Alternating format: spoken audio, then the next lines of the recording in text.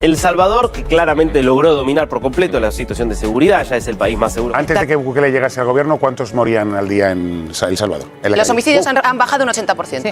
Desde que está Bukele, un 80%. Si él ha detenido todo eso en El Salvador y ojalá que en el resto de Centroamérica también sucediera Pero eso. Por eso ganó las elecciones como las ganó en las últimas elecciones, porque le reeligen. Nayib Bukele demostró y sigue demostrando que cuando se quiere corregir un problema en una sociedad, se logra. Últimamente hemos venido resaltando cómo algunos medios de comunicación internacionales han venido cambiando el relato en contra de Bukele, en contra de lo que está ocurriendo en El Salvador rotundamente. Tiene toda la razón. ¿Cuándo nos vamos a preocupar por la víctima? ¿Por qué entonces salimos a defender al victimario? Señores, nuestra sociedad tiene que replantearse qué somos y hacia dónde queremos ir. De hecho, acabamos de escuchar como una panelista en un programa de Telemundo salía a contradecir justamente este montón de reportajes a favor de los derechos humanos de los pobres pandilleros y manifestando ella el mismo argumento que manifiesta Bukele, que hay que poner primero los derechos humanos de las víctimas. Y lo que nosotros más hemos resaltado es que estos señores que constantemente atacan a El Salvador, que cuando veríamos a estos medios de comunicación dándole voz a las víctimas. Y vi que mi mami estaba ahí tirada en el suelo y entonces yo empecé a hablarle y a decirle que me ayudara a levantarme, que qué pasaba, que tenía ella. El ataque fue ejecutado por las pandillas.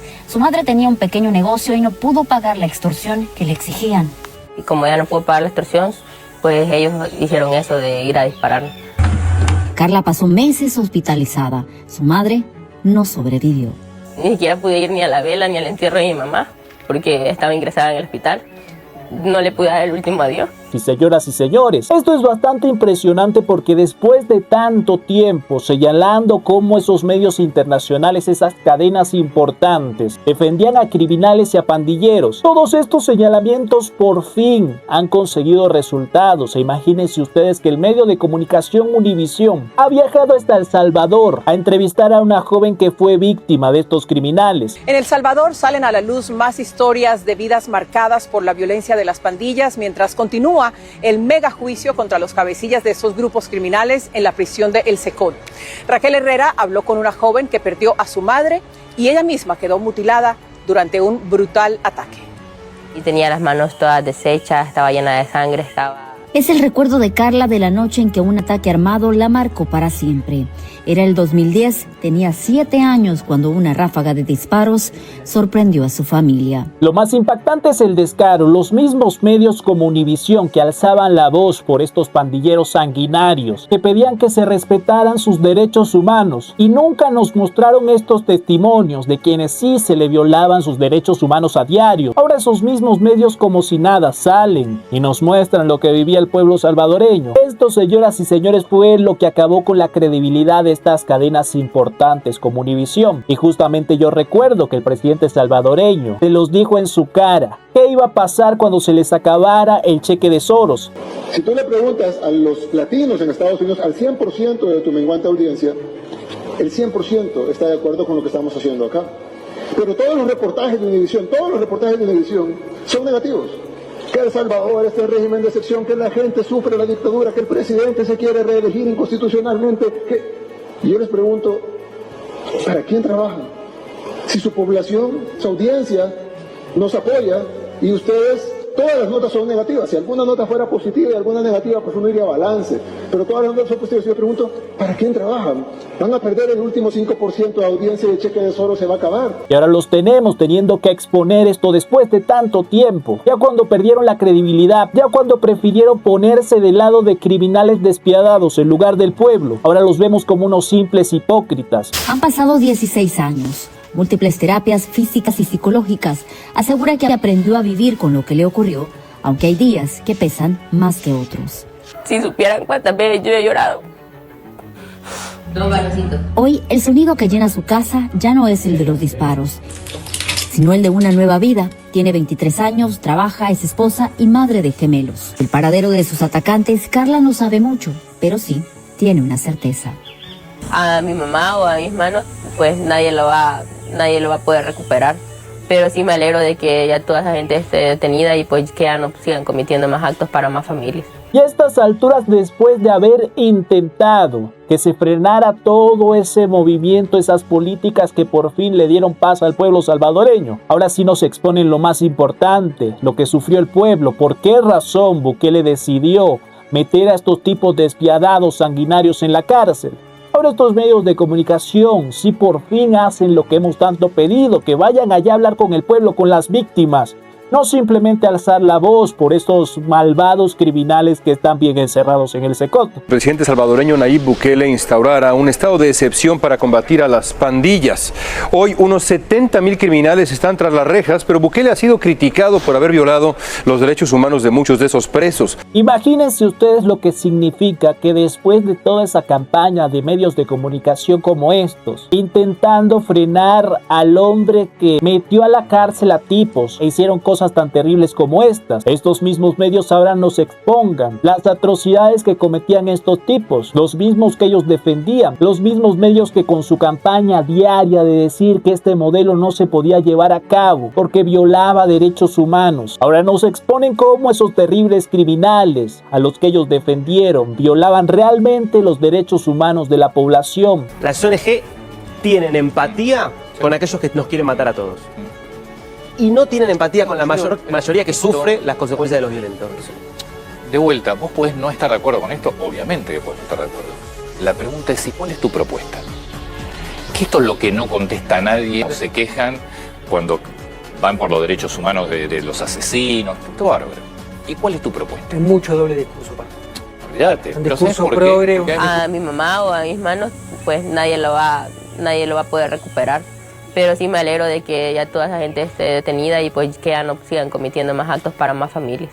Creo que lo que nos relata esta joven es la prueba clara del por qué los salvadoreños apoyan contundentemente lo que hizo el presidente Bukele. Porque ella es solo una víctima de muchas, una que pudo contarlo. Pero para los que compraron todo ese relato que comentaba la prensa internacional de que en El Salvador Bukele violaba derechos humanos porque encarceló a los pobres jóvenes que eran simples pandilleros, les hacía falta que le contaran estas historias, les hacía falta que les contaran la parte más importante, las historias de quienes sufrieron a estos tipos que hoy están tras las rejas. Y si estos medios de comunicación hubieran hecho esto desde el inicio, mostrarnos las dos caras que ellos veían allí, las violaciones de derechos humanos, pero el por qué se tuvieron que aplicar estas medidas radicales contra tipos que no eran cualquier cosa, decenas de muertes en sus espaldas, verdaderas atrocidades cometidos por esos pobres jóvenes a los que la comunidad internacional, organismos internacionales y esta misma prensa se prestó para alzar su voz por ellos. Yo creo que el mundo entero le hubiera quedado bastante claro por qué lo que estaba haciendo el presidente Bukele era correcto. Y esa mano dura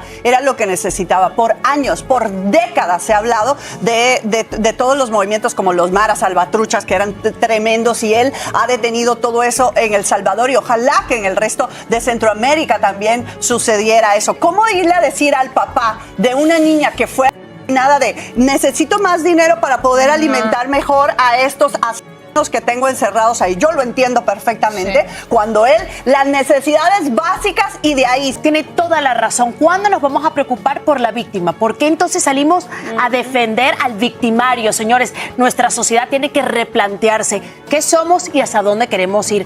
Para mí es extraordinaria la clase de ética que te da, porque si bien es cierto, todo el mundo tiene derechos, ¿dónde están los derechos de esas personas que han sido violentadas, que han sido asesinadas?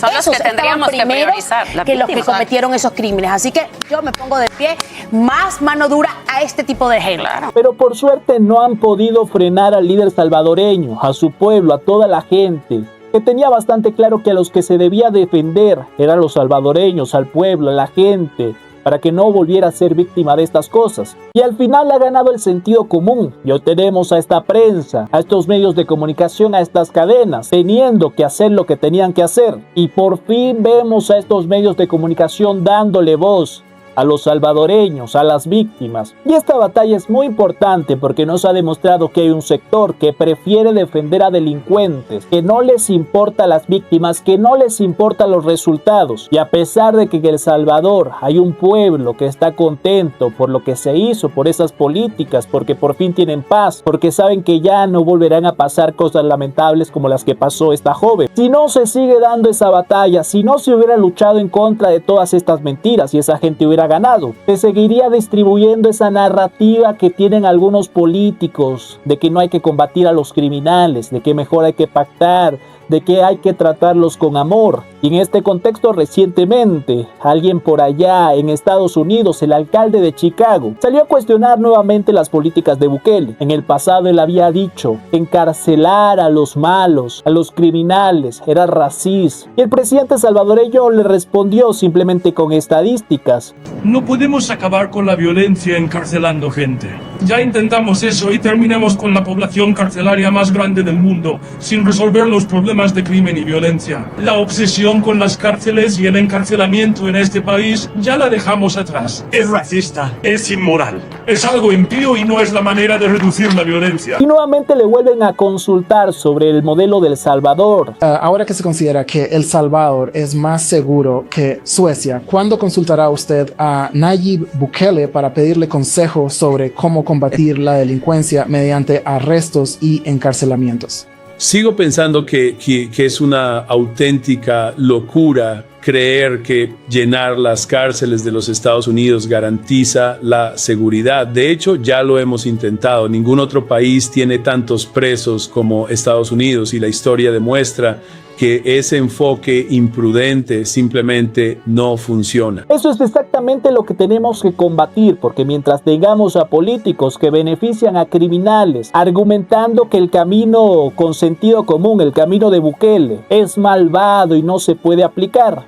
los criminales se seguirán saliendo con la suya. Aparte de esto, que ellos manipulan la información, porque ellos nos dicen que el modelo salvadoreño simplemente encarcela. Y sí, encarcela muy bien a lo peor de lo peor, a gente que hacía cosas como las que le hicieron a esta joven, a su madre. Que sí hay que ser bastante estúpido para pretender que hay que aplicar una política que vuelva a darle otra oportunidad a estos señores. Y justamente hay que decir que en Estados Unidos a veces pasa, y tipos que son un peligro para la sociedad vuelven a salir. Pero con esta narrativa, con este relato que tienen estos sectores para atacar el modelo salvadoreño, siempre omiten que claro que el modelo salvadoreño tiene otra alternativa para los señores que no son un peligro, y que por suerte ya algunos medios de comunicación están comenzando a resaltar. Es una política que se llama ocio cero, que básicamente lo que plantea es que hay dos tipos de presos, a grandes rasgos. Están los presos que para Bukele son irrecuperables, básicamente los pandilleros que pertenecen a las peores bandas, que han cometido los delitos más y los crímenes más aberrantes, que ahí es Secot, como muchas de las cosas de Bukele, muy cuestionado por muchos, pero bastante eficaz en términos de reducción del delito. Y después están los presos que no pertenecían a estas bandas, que no han cometido crímenes tan violentos y que han mostrado cierta voluntad de reconversión.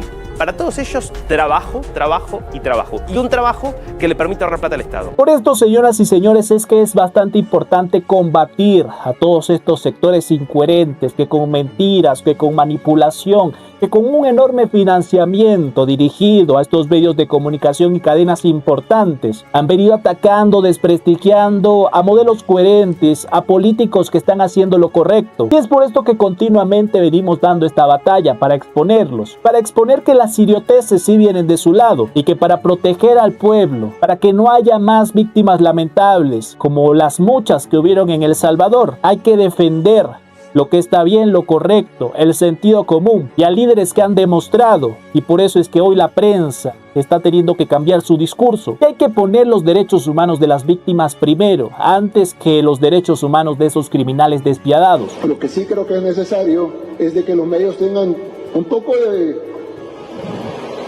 balance, pues, un poco de dignidad, y yo entiendo que a veces, pues, ni modo, deshacen la plana, pero creo que es importante que escuchen no a mí, porque yo soy un político con intereses políticos y con una versión subjetiva de la realidad, escuchen a su audiencia.